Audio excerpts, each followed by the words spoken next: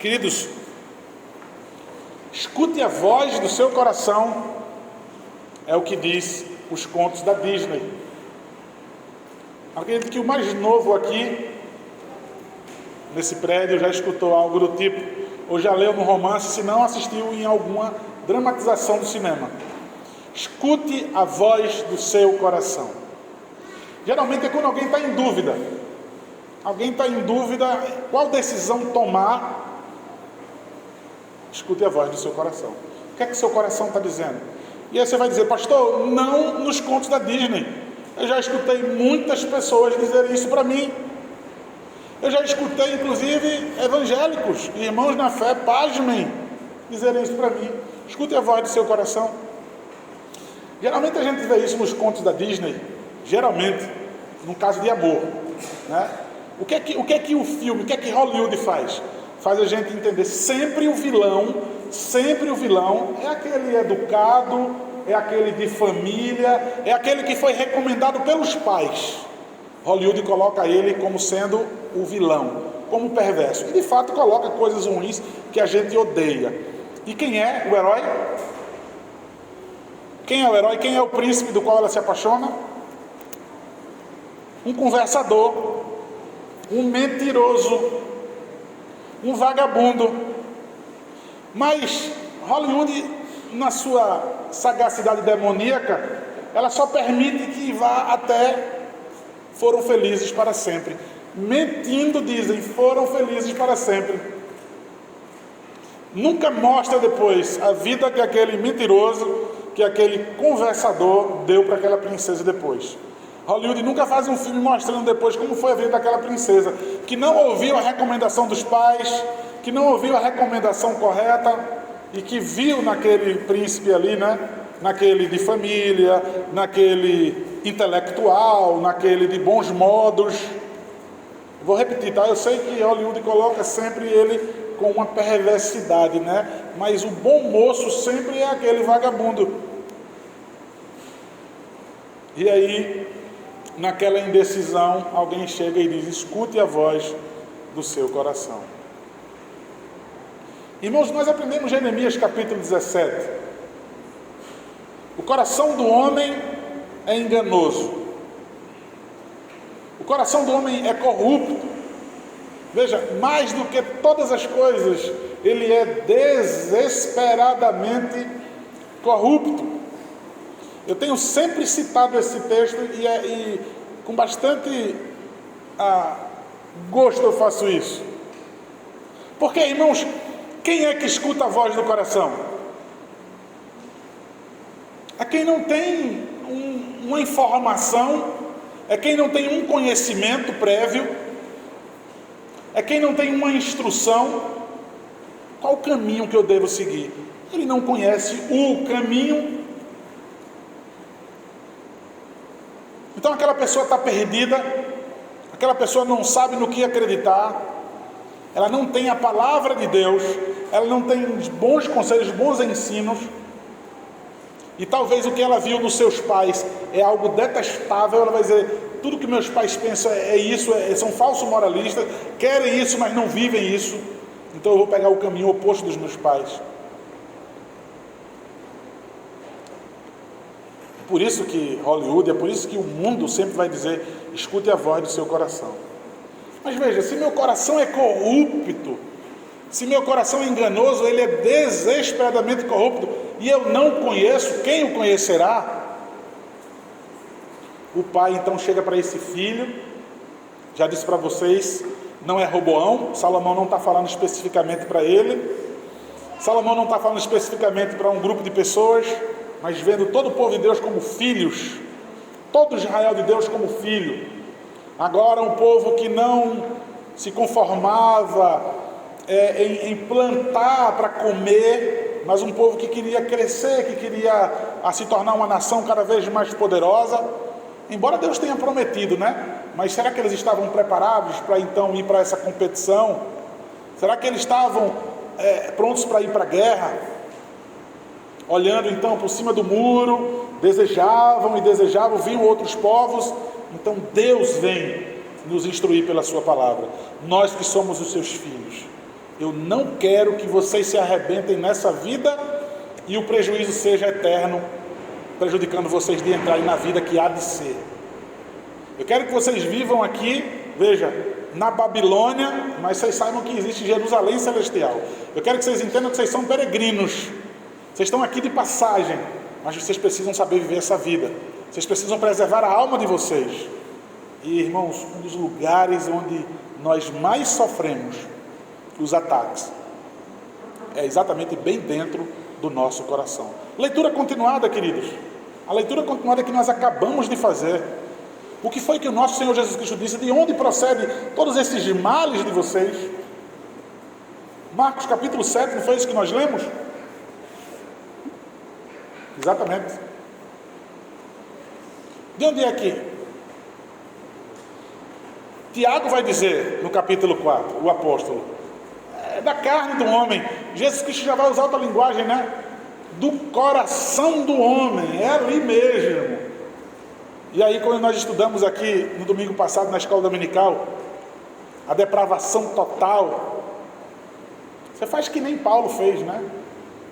Aquele grito, né, de dizer: miserável homem, desventurado homem que sou, quem é que vai me livrar do corpo dessa morte?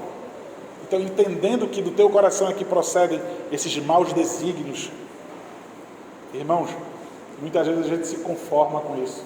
Vocês já perceberam isso, irmãos? Vejam, escutar a voz do coração eu sei que é errado. Muitas vezes eu faço, muitas vezes eu dou lugar ao coração, muitas vezes eu obedeço a voz do meu coração. Aí sabe qual é a grande desculpa? Todo mundo erra, ninguém é perfeito, e todo mundo se conforma nisso. Não, é no coração que saem essas coisas, e é por isso que eu fiz isso, e é por isso que eu faço aquilo. E já disse a vocês, isso traz um ar de permissividade, traz um ar de acomodação mesmo para o crente. Meu coração é assim mesmo, meu coração é corrupto. E sabe o que é o I que eu vou dizer agora? Que é a tragédia. Eu nem me incomodo mais com isso. Isso nem mexe mais comigo. Eu sabendo que no meu coração procede do meu coração procede todas essas coisas, é dele que sai. Como o Senhor Jesus Cristo insistiu em dizer, o que contamina o homem é o que sai, é o que produz no teu coração e tu faz com tuas mãos e tu fala com tua boca. Tu dá forma ao pecado. Entendendo que o teu coração é desse jeito, nós simplesmente nos acomodamos. Mas veja, se você entendesse o grande problema que você tem, que eu tenho, que nós temos pelo fato de sermos imperfeitos, a gente não dormiria à noite, a gente iria se contorcer na cama, a gente não ia conseguir se levantar no outro dia, entendendo o que é que custa isso, o fato de não sermos perfeitos. Essa acomodação soa, né? A gente ouve até em pregações, né? Não se desespere, pecou, foi sim, grande coisa, pecou. Aí o cara chega para mim, eu lembro daquele pastor que está trazendo pastores gays para pregar aqui em Maceió. Uma vez eu vi uma pregação dele, me levaram para lá, né? Deixaram que eu fosse. Naquela época ele já não tinha declarado isso. Eu lembro que ele pregando para um monte de jovem, ele disse para mim, um jovem chegou para ele aflito, que disse: eu pequei, pastor, e agora? E ele pecou, e ele ironizou assim, todo mundo riu no auditório. E o que ele massificou, veja, intensamente na mente da gente, que não tem nada demais pecar. Ele barateia a graça. Sim, o que é que tem que pecou? Está aí, a graça está aí justamente para isso. Ou seja, com outras palavras, peque deliberadamente, porque a graça está aí posta para isso. Quando o que nós ouvimos da palavra é: eu escrevo para que vocês não pequem. Se porventura vocês pecarem, temos um advogado junto ao Pai. Ou seja, você tem um problema, você precisa de um justificador, você precisa de um fiador, você precisa de um advogado. Quando alguém diz que você precisa de um advogado, você sabe que o problema é grande. Você tem a plena certeza de que vai ser absolvido da culpa, sim, porque alguém pagou pelaquela culpa. Então, irmão, só voltando, eu sou imperfeito mesmo, eu sou pecador mesmo, meu coração é assim mesmo corrupto. Mais uma vez, o A é de acomodação, quando nós não devemos nos conformar nem com esse mundo, nem com esse século, né? Mas se renovar a cada dia pelaquilo que já está na mente da gente, pelaquilo que a gente já recebeu da palavra, pelo entendimento que eu já sei. Veja, eu me conformo com o meu coração. Mais uma vez, querido, se eu entendesse o prejuízo que é, veja, se eu entendesse o problema que é o fato de eu não ser perfeito, eu nunca mais do início da boca para fora, eu sou imperfeito mesmo, eu sou pecador mesmo.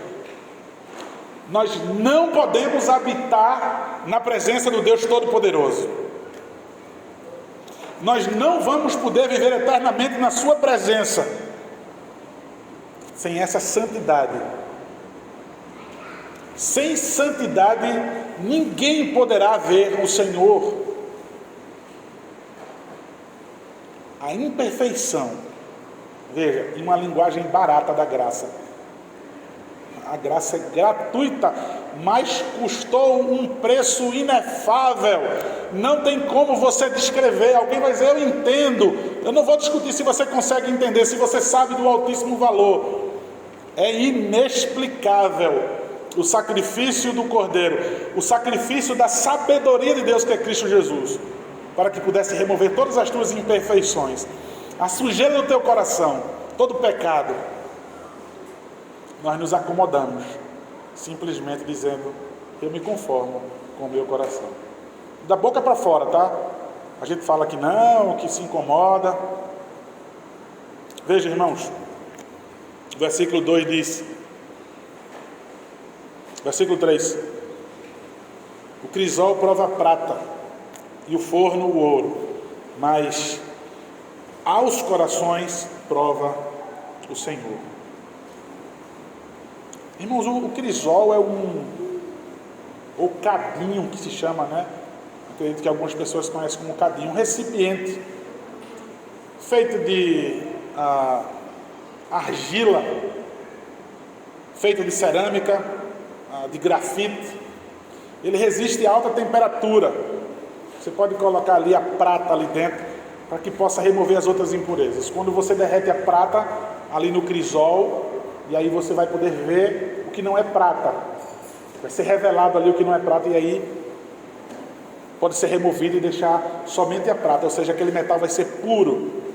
Assim também como o ouro, que a gente sabe, através do fogo. Quanto mais fogo, quanto mais fogo, quanto mais fogo, ele fala que essa fornalha vai poder servir para provar o ouro. Veja, tanto o crisol, o instrumento, como o fogo, vai tornar aquele metal precioso e puro. Quem é que prova os nossos corações? O Senhor. Através de que é que o Senhor prova os nossos corações? Porque nós somos constantemente provados pelo Senhor. E o principal meio que o Senhor usa para nos provar são as angústias, as intempéries da vida, a maré contrária. Somos provados diariamente e muitas vezes perdemos essa oportunidade de sermos purificados. E muitas vezes nós achamos que o nosso valor, a nossa purificação é por meio de regras sendo seguidas, legalismos religiosos, costumes, bons modos. E eu canso de dizer a vocês, você pega alguém que é macumbeiro e aquela pessoa é educada, aquela pessoa tem bons modos, seja qual for a religião. O ateu, aquele que vai dizer, eu não creio em Deus de forma nenhuma, ele tem bons modos. Alguém vai dizer, tem uma conduta melhor até do que muitos crentes. Eu não acredito nessa palavra, tá? Se for crente mesmo, não vai ter uma conduta pior do que outra pessoa, não. Os que são crentes são santos. Mas veja, nós somos provados é oportunidade que Deus nos dá.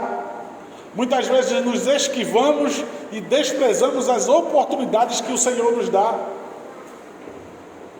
Olhamos as angústias, olhamos as intempéries da vida, enfim, a situação adversa, sempre como, ainda que não declaremos, descuidos de Deus.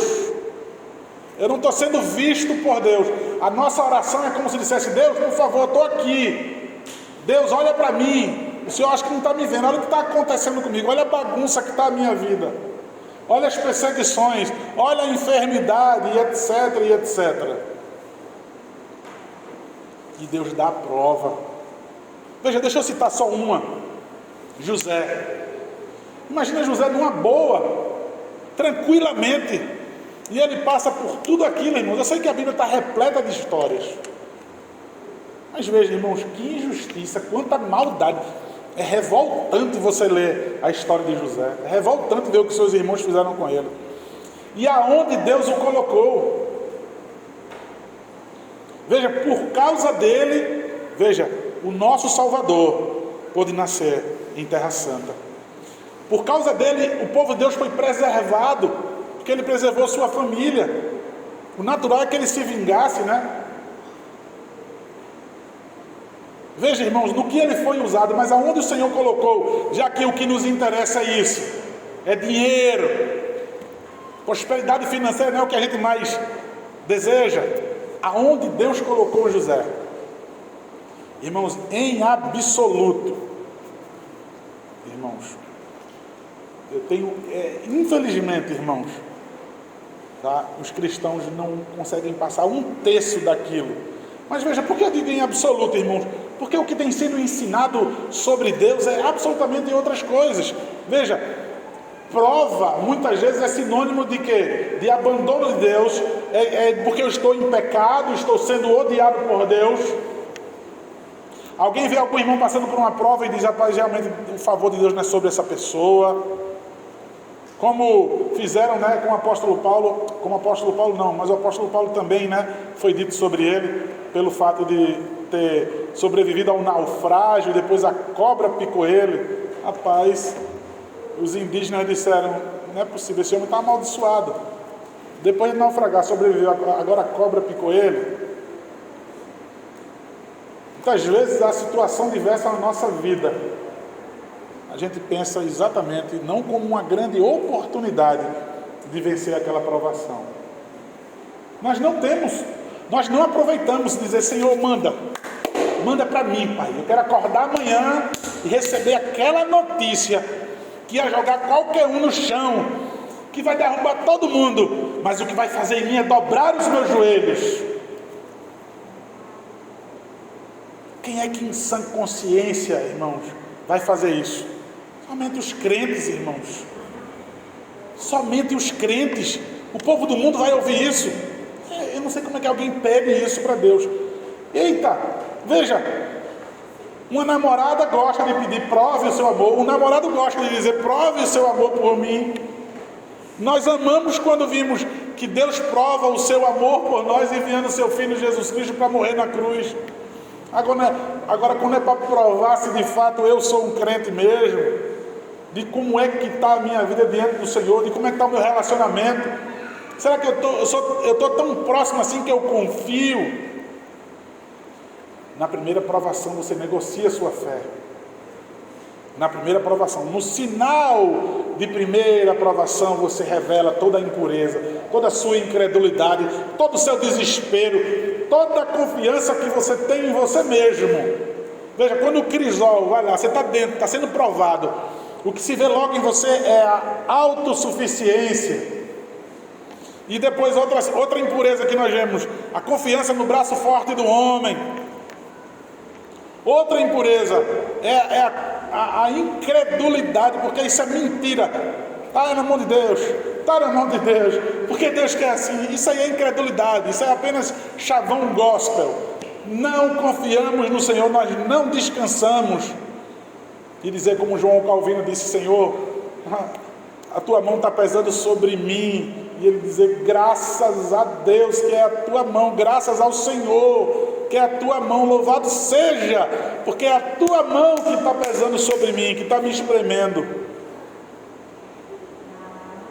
Irmãos, ser aprovado todo mundo quer, tido como o mais puro, tido como o melhor, o mais amado, o mais querido, tudo isso nós queremos. Agora, passar pela provação, irmãos, o Senhor nos prova, queridos, o Senhor nos prova, tenhamos essa certeza.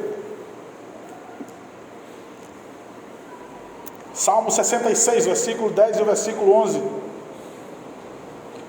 Versículo 10 e o versículo 11.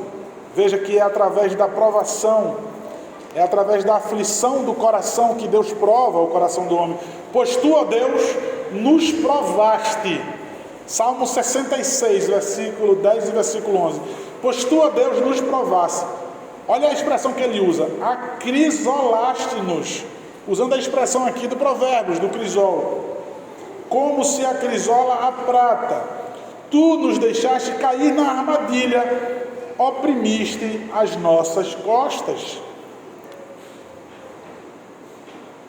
Ainda essa linguagem do crisol, Isaías 48, versículo 10. Eis que te acrisolei, mas disso não resultou prata. Provei-te na fornalha da aflição. Não foi a prata, eu provei você na fornalha da aflição. E o que saiu foi muito mais precioso do que prata. Foi um crente. Foi você, meu irmão. Quão preciosos são os irmãos assim, irmãos. A melhor maneira de purificar é pela mão do Senhor. A única maneira. O versículo 22, irmãos, observem mais uma vez. O coração alegre é bom remédio, mas o espírito abatido faz secar os ossos. Veja, é bem claro, é saudável ser uma pessoa alegre. É saudável você saber viver contente em toda e qualquer. Não foi isso que Paulo escreveu aos Efésios, aos Filipenses? No capítulo 4, mais precisamente. Saber viver como Paulo, contente em toda e qualquer situação. Está com a pior enfermidade dele no couro. Pobre, sem conseguir nada daquilo que todo mundo consegue. Eu sei viver, tanto assim como sei também viver rico. Sei viver com fartura. Não esqueci de Deus por conta disso. Não esqueci de Deus no vigor da minha juventude. Eu sei viver assim. Isso é um remédio. Veja, isso é um remédio para a nossa alma. Você lembra a figura do salmista quando fala da sua tristeza, da sua angústia? Como é que ele diz? Os meus ossos se esmigalharam dentro de mim. Cantamos isso agora pela manhã. Não foi no Salmo 42 que nós cantamos isso? Os meus ossos se envelheceram dentro de mim. Veja, esmigalharam-se-me os ossos. A sensação, irmãos, ali, veja, é numa guerra, aquela espada mais curta que o soldado usava. Tinha a grande, né, que ele se defendia, a mais curta ele atacava. Se eu não estiver enganado, se eu não estiver trocando, mas enfim, quando aquela espada penetrava, ela era feita para atingir os ossos. Ela era feita para, como diz o nordestino, catucar, né? Catucar a medula. Era feita para perfurar o osso e mexer na medula lá dentro. É assim que o salmista se sente. A tristeza profunda dele. Veja, o espírito abatido faz secar os ossos. Por que é que teu espírito está abatido? Está sem esperança? Você está se sentindo só? Veja, a oferta da graça sempre é te oferecida. Cristo Jesus, Ele que vai preencher o teu coração. Vazio mesmo, existencial ou qualquer vazio. Suprir qualquer outra necessidade do nosso coração. Veja, irmãos, sem esquecer que também, veja, preenchendo tudo, nos dá aprovação, sempre nos purificando. Irmãos, temos que ter cuidado também. Temos que ter cuidado quando a gente entende que o coração alegre é um remédio bom e que isso significa que é recreação, que é apenas diversão, que é apenas aventuras. Enquanto eu estiver me divertindo, enquanto eu estiver brincando, meu coração está alegre. Quando acabar isso, quando acabar esses prazeres, eu não estou mais. Cuidado para que vocês não entendam que o coração alegre depende dessas coisas. Também tenham cuidado, porque como nós vimos na provação, a maneira como Deus nos prova, no versículo 3, veja, as aflições também, em parte, é um bom remédio contra as doenças do nosso coração. Quando o nosso coração está aflito, quando nós entendemos a nossa miserabilidade, a nossa total dependência de Deus, de quem sem Deus eu não sou nada. Veja, quando eu arrebento a minha cara vivendo na minha autonomia, a tristeza também é um bom remédio.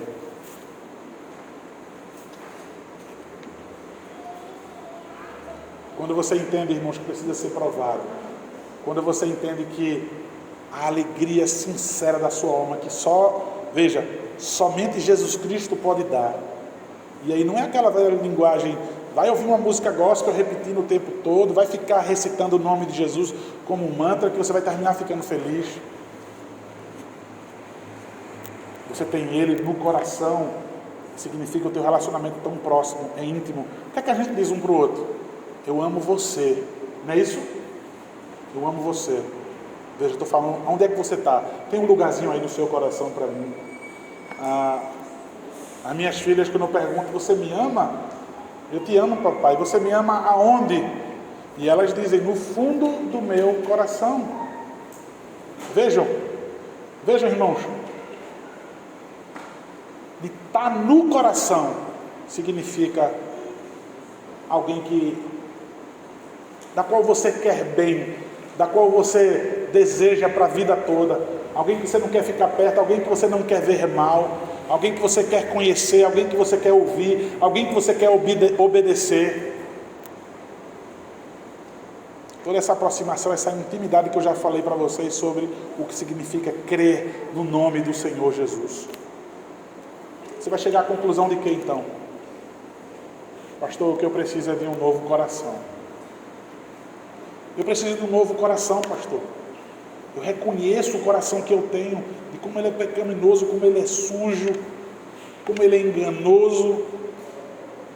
Eu queria um coração que pudesse ser provado, descer no fundo da cova, sair ileso como Daniel, firme, não acovardar. Ezequiel capítulo 36. É maravilhoso, irmãos, escutar isso sobre o nosso coração. Ezequiel 36, versículo 24 ao 27. Tomar-vos-ei de entre as nações, e vos congregarei de todos os países, e vos trarei para a vossa terra. Então aspergirei água pura sobre vós, e ficareis purificados.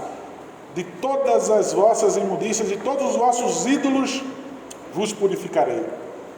E o versículo 26 diz: dar-vos-ei um coração novo, dar-vos-ei coração novo, e porei dentro de vós espírito novo. Tirarei de vós o coração de pedra, e vos darei coração de carne. Porei dentro de vós o meu espírito, e fareis que andeis nos meus estatutos, guardeis os meus juízos e os observeis. Veja o que o profeta nos diz, o que está ligado. Eu vou trocar o teu coração, esse não presta mesmo. Eu vou trocar o teu coração. Agora é um combo. Eu vou trocar o teu coração, vou habitar dentro de você.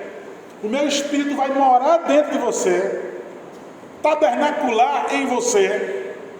E veja, você vai viver vida de santidade. Você vai viver conforme a minha vontade. Veja, eu vou fazer com que vocês andem nos meus estatutos, guardem os meus juízos, observem a minha palavra. Veja o que acontece. Veja como é diferente cantar uma música e dizer: um coração novo, me dá um coração segundo o teu, né? Um coração igual de Davi. Me dá, Pai, um coração assim. Quero ser um homem segundo o coração de Deus. Veja no que isso implica. Ele vai habitar no seu coração. E a sua vida vai mudar completamente. E a sua vida vai mudar completamente pela palavra do Senhor, pelos seus juízos, pelos seus mandamentos.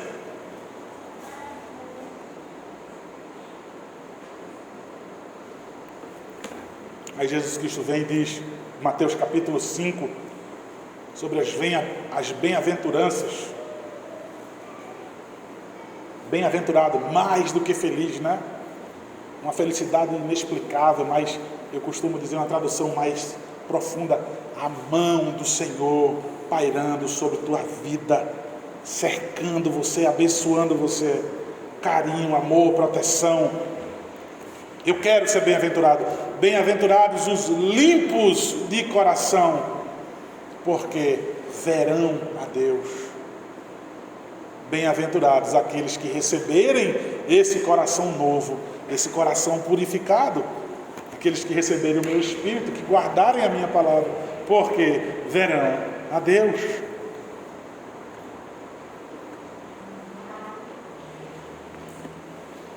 O apóstolo Paulo, entendendo isso, irmãos, o último texto, capítulo 5, versículos 5 e 6, ora, a esperança não confunde, porque o amor de Deus é derramado em nosso coração pelo Espírito Santo que nos foi outorgado, porque Cristo, quando nós ainda éramos fracos, morreu a seu tempo pelos ímpios. O texto que a gente leu da Santa Convocação. Porque o amor de Deus é derramado em nosso coração pelo Espírito Santo que nos foi dado. Nessa manhã, meu irmão e minha irmã, primeira provação é que o Senhor derrama, veja, o seu Espírito em seu coração. Se você confia somente nele, porque você confia somente naquilo que você ouviu da sua palavra, não na persuasão dos meus lábios, não persuasão de igreja, de homem nenhum, mas pela palavra do Senhor. Se você foi convencido, rasgue o seu coração. Veja, ele vai te dar um novo coração, vai derramar o amor dele, vai derramar o seu Espírito e vai te fazer um novo homem. Veja, passando por todas as provações, ter um coração alegre e jamais ter os ossos secos. Amém, queridos? Que o Senhor nos abençoe.